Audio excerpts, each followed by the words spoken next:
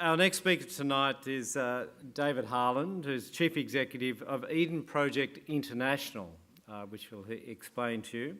Since 2001, Eden Project in Cornwall has defied the sceptics in the early years, becoming Cornwall's biggest tourist attraction with about 1 million visits a year. It's the biggest tourist attraction in Cornwall, engages audiences as no other garden or botanic garden really has ever done. It set the standard for that when it began and continues to evolve and change. Created by Tim Smith, but attracting some great minds from all over the globe, including, of course, David Harland. Now, David's been with Eden since 2013, firstly as their finance director. Before that, working with Marks and Spencer, Inara Group, railways, healthcare, lots of great experience outside Botanic Gardens, and he brings an incredibly fresh and I think exciting perspective to Botanic Gardens. David Harland, thank you.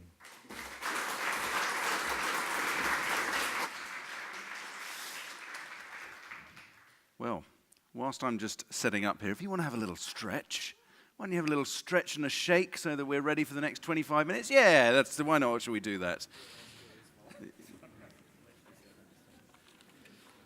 Doesn't mean leave, by the way.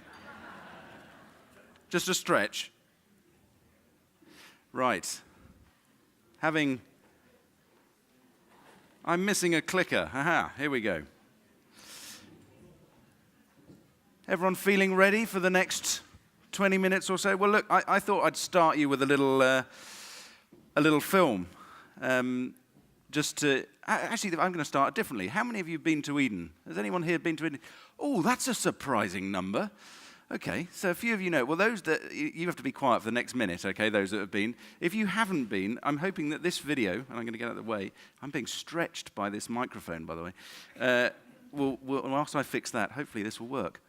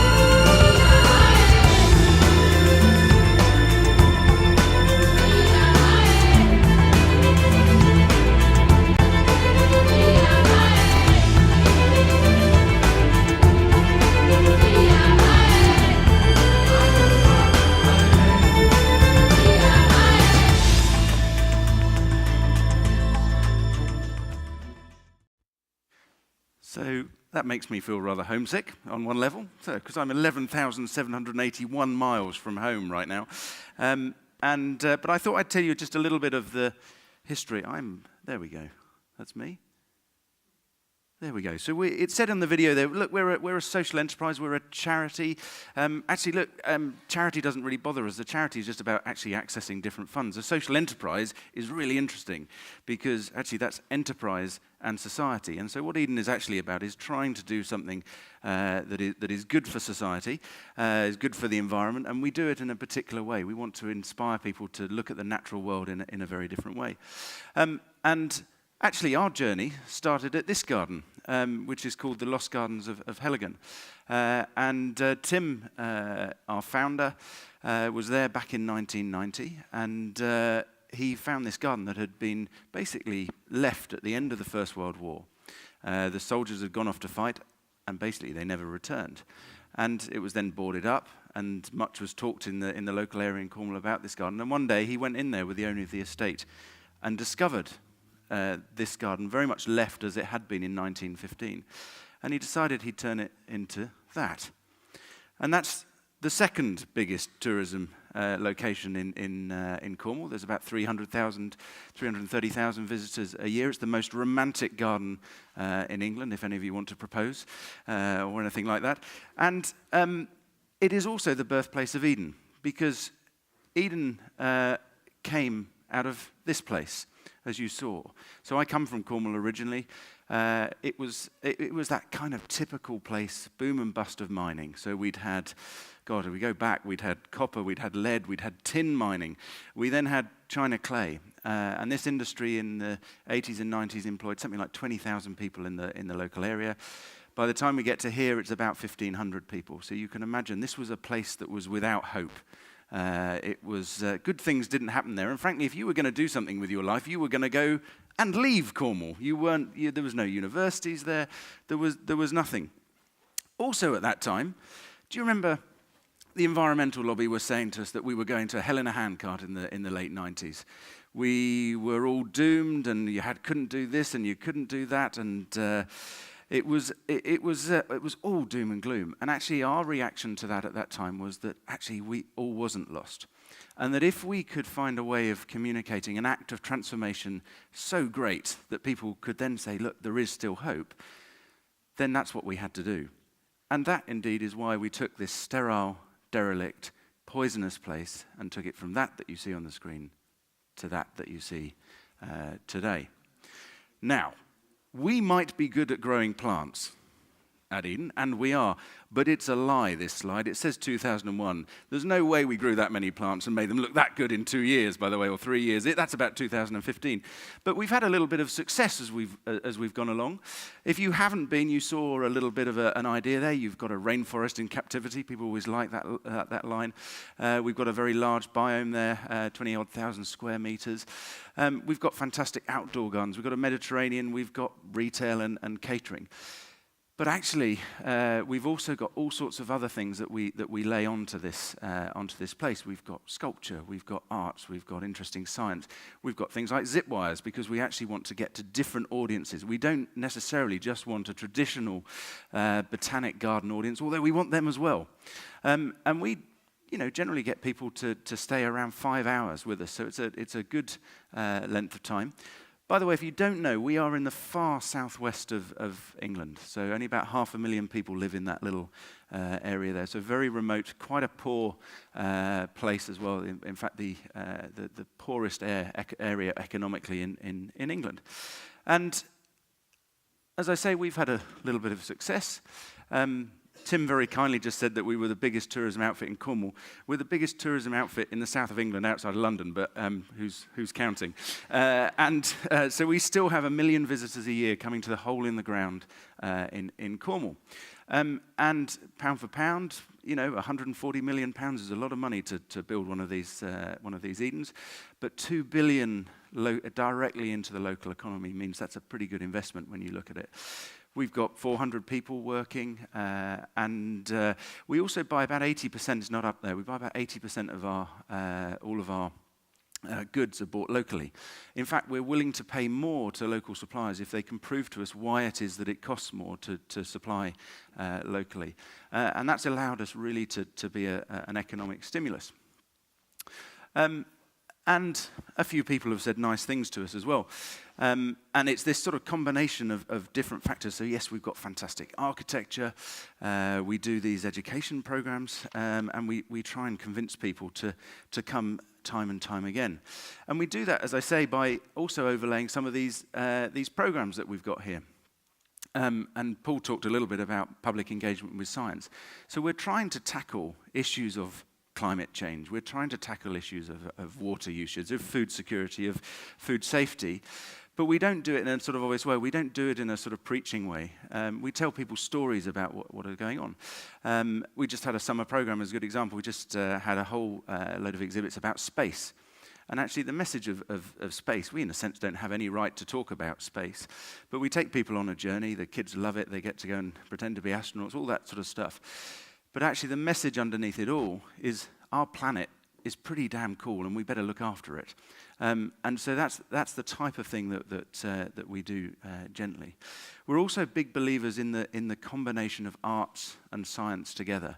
If you go back centuries, ago, they had this natural philosophy when actually arts and science, the people weren't interested in one or the other. It was all one thing. And we've become terribly, terribly specialist at the moment. I think you were referring a little to that, Paul, just now. So we know often about, we know loads and loads of detail about the tip of this plant, but actually we know very little about some of the systems within which we work, and we're interested in the whole. We also do a few other things as well, from the big to the small. We have a program called the Big Lunch. That's where we encourage people to sit down with their neighbours, because we want people to, we feel if people get to know their neighbours, they will have better and stronger communities. Last year, 9.1 million people did that on the same weekend in June, all out of a botanic garden setting, all out of a hole in the ground in Cornwall. And this is something that we're trying to, our next goal is basically to stop Britain for 4 hours on a particular day.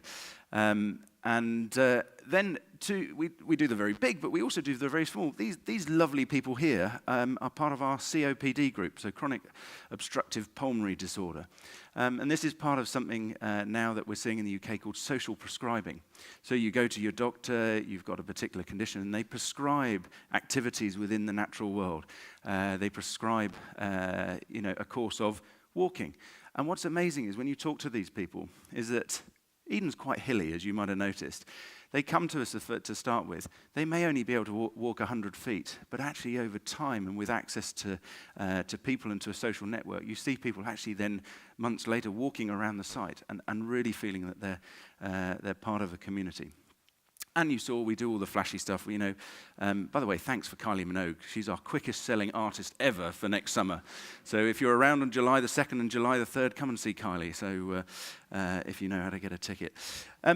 And I talked a little bit about arts and science and the combination of this. This is Infinity Blue. This is the largest ceramic sculpture in the world. It was installed in our education building just 6 months ago. And it is a cyanobacteria, so blown up nearly 5 million times. And it was the first oxygen-giving bacteria on the planet.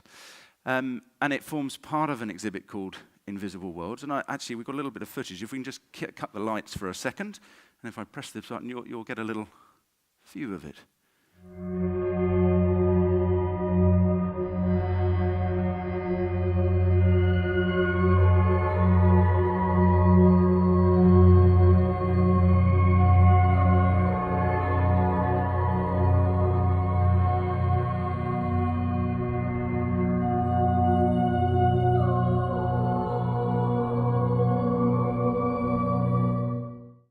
Now, does that remind you of your university days or anything? I have no idea. But and I tell you what, the best job at Eden is sitting inside that thing and forcing those. No, it's not.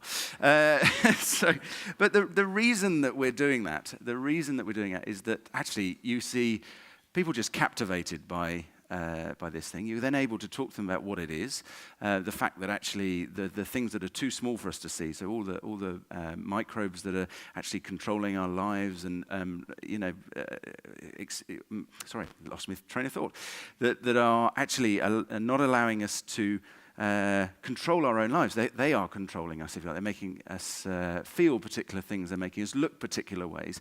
And then you talk to people about the big systems as well that are going on around the planet. And this is about getting people to talk about science and doing it in quite an unusual way. Because actually, science has become this really scary subject.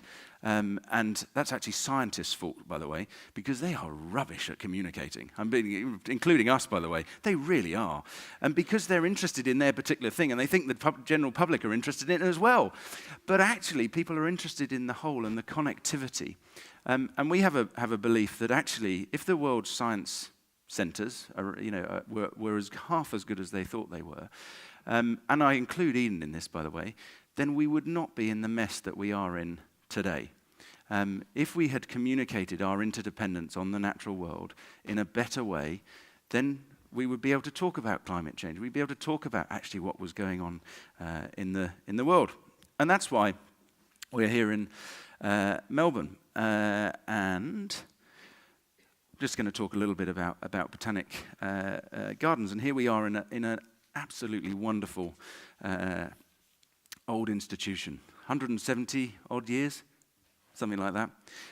We're but 18 years old. And we're actually in quite a good place when you look at what the Victorian government are doing locally. You've got to admire some of the statements that are coming out. And we've just said the unsayable, though. The science institutions need to change, and I think that's why you've got all of this group here today. You've got people from China, from Argentina, from Israel, from all over the place. Because actually, we believe that all of this stuff is going on. We all know this stuff, don't we? That there's all this kind of horror show that's happening. And we also know, was it 500 million people coming to Botanic Gardens around the world? 500 million people. Crikey, you'd like to think we could have some impact, wouldn't you?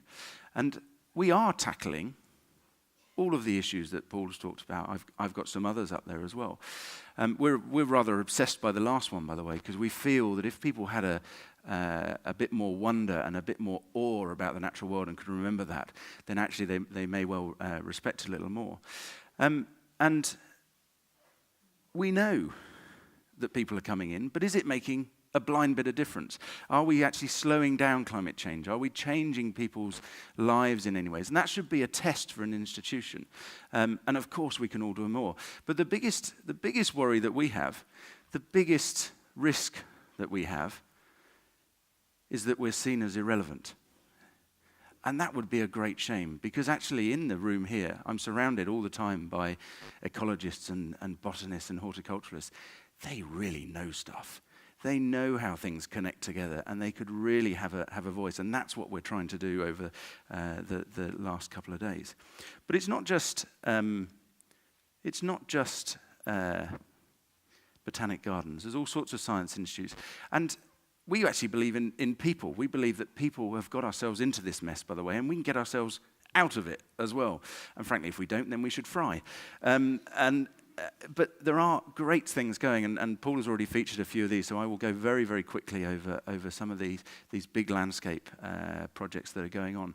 Reforestation, as you saw, creating great tracts of land that can be used to clean water. And I mean, there's fantastic statistics here. You know, when you look at what's happened in Korea, what's happened in Costa Rica, you know, with all sorts of stuff. And as I say, if you want to talk about these afterwards, then please do. There's great stuff happening, and we need to get it communicated out there. We need to explain to people that it can actually make their lives better. We can generate people's incomes from it, and they can enjoy life, and they can have decent lives from it. But also, we mustn't underestimate that this crisis that we're facing has got big impacts on our health. We all know we feel better when we're in the natural world. At least I hope you all feel that. You feel better when you go down into the garden here. And we've started to look at this social prescribing, to look at our Big Lunch program, to work with mental health organisations, to really start to engage people, because actually gardens are a place that they are delightful. They do make you feel better. They do give you a sort of sense of optimism. And we feel we have a real social role, and that's starting now to be accepted as we go on. And we at Eden have now started to think about how we take these messages out. And we have these 4 principles that we use. We want to inspire people to remember the beauty, joy, and if you like, the awesomeness of nature. Oh, I sounded American then, didn't I? Sorry about that. Sorry to the Americans in the audience. You were only offending Western Australia, you know. We want people to have cultural experience. We want them to understand the linkages between science and arts and culture and sculpture. We want things to be unexpected, actually. And most of all, we want people to get involved. We don't want them to have just passive experiences, which is actually surprisingly hard to do. We spend a lot of time working out how we can engage our public. And the reason why I'm here, the reason why Eden is going out on a global journey is all of the issues that you've seen.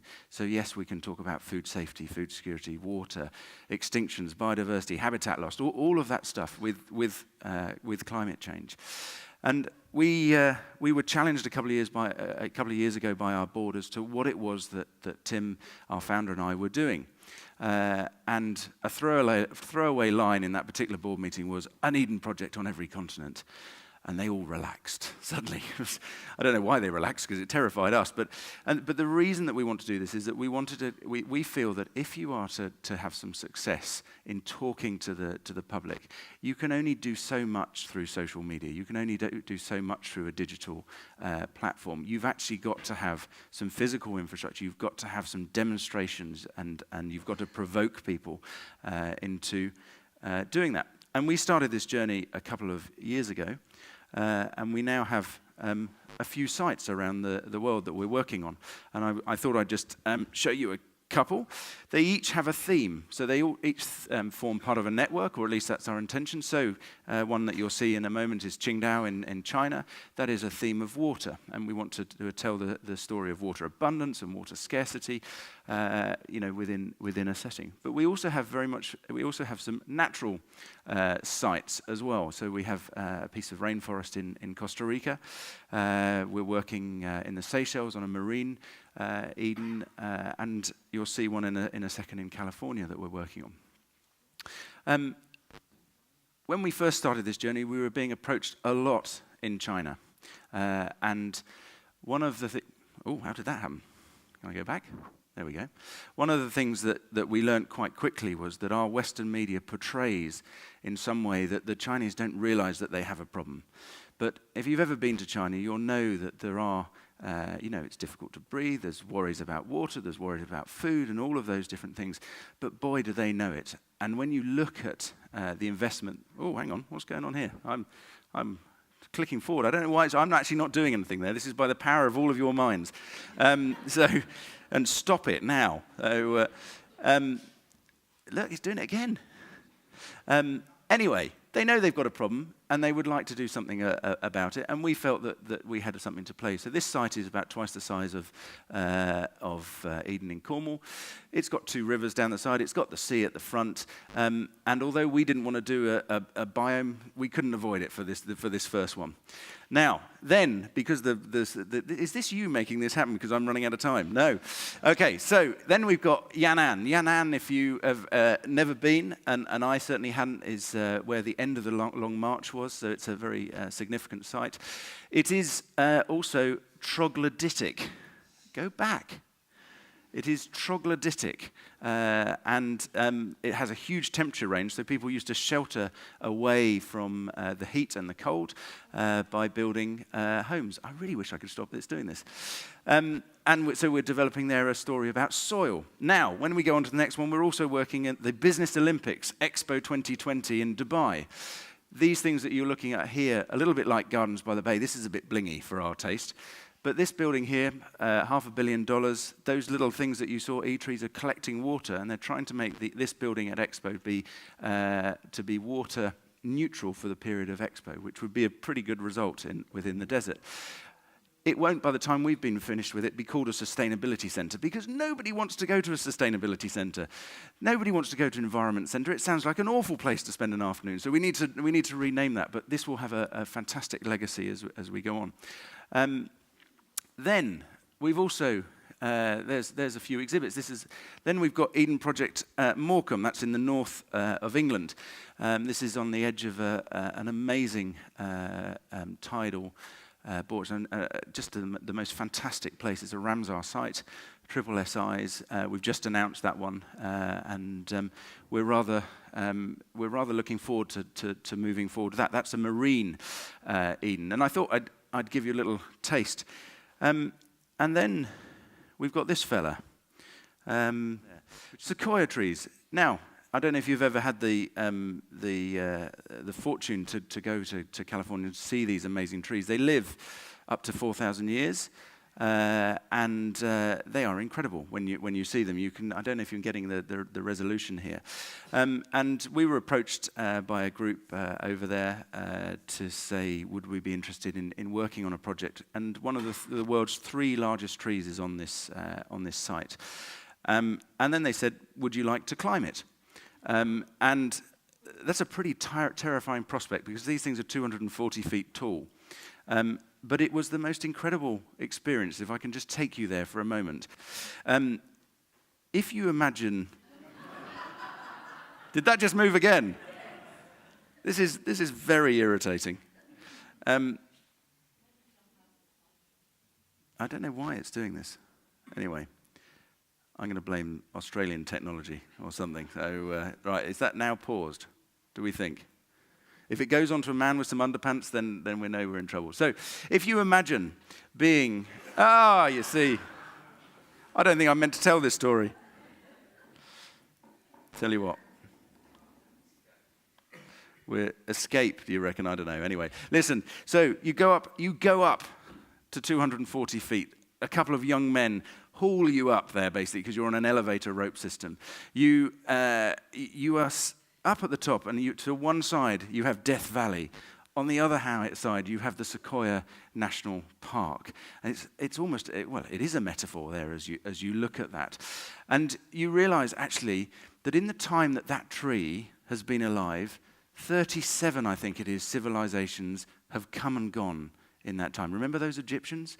Remember all those different people who thought actually that they could conquer nature? They thought actually that they were the bee's knees.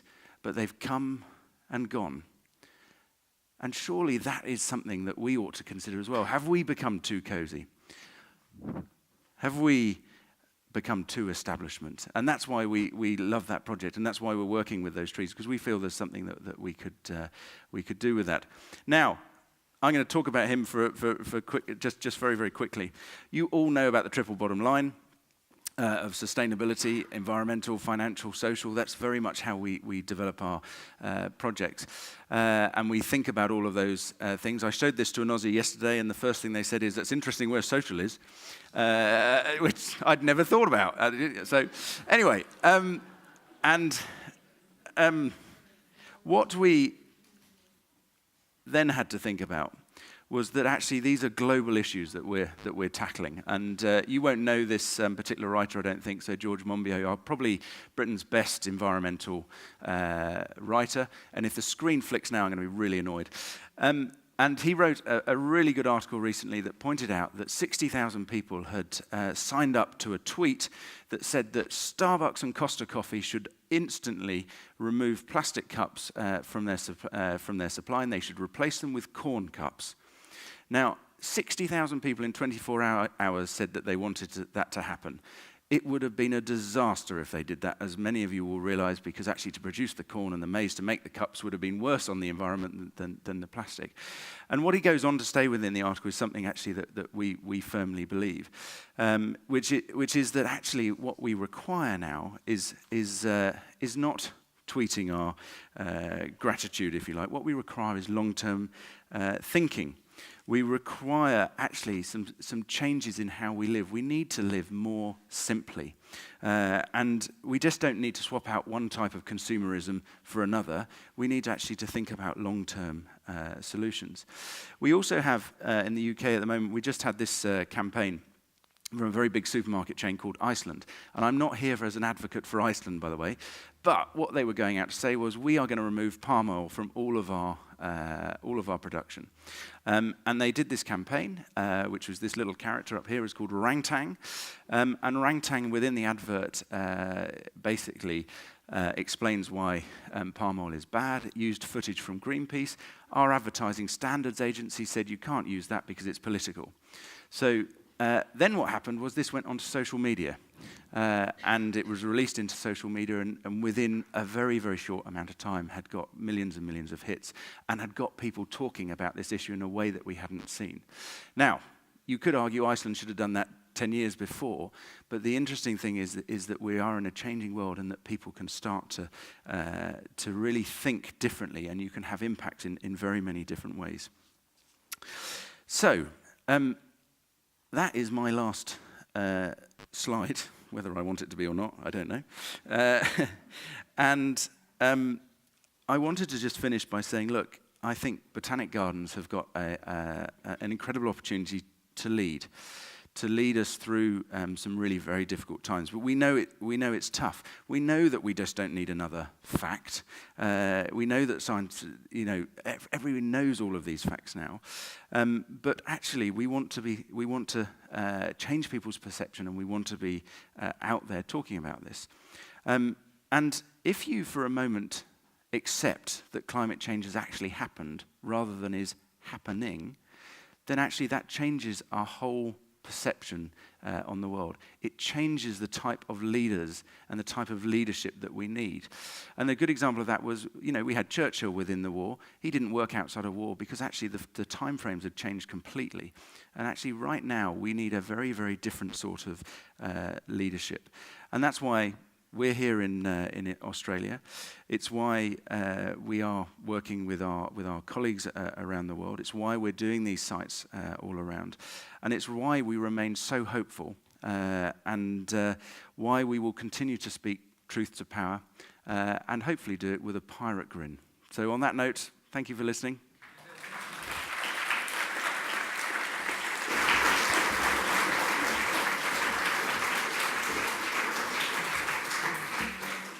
Thank you very much, David, and our apologies for the whatever it was that was doing that to the slides. It's terrible when that happens. But look, wonderful presentation as well. And you remind me, you were talking about you set your challenge of getting an Eden on each continent. When I worked in Sydney, the board one day said the Wallamai pine was doing pretty well at the time. They said if you could get one of those, and the board director said. A chair said, well, one a year, would that be okay if you found one Wallamai pine or equivalent of that one a year? And I said, well, let's make it 5. And then I left after 4, so because you're never going to find another Wallamai pine. But setting ourselves challenges is very important. And I'd like to ask Paul and David to come up on the stage. And we've got time for a brief chat. We're going to go till 7:30, those of you who do have other places to go.